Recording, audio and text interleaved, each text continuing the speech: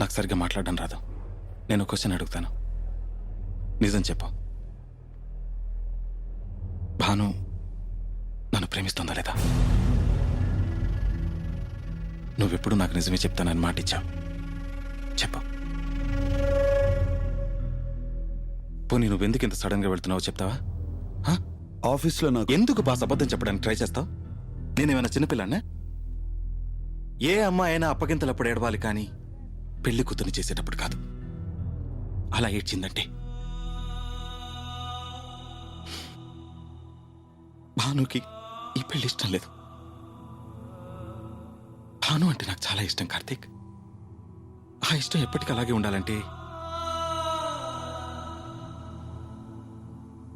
నేను తన్ని పెళ్లి చేసుకోకూడదు.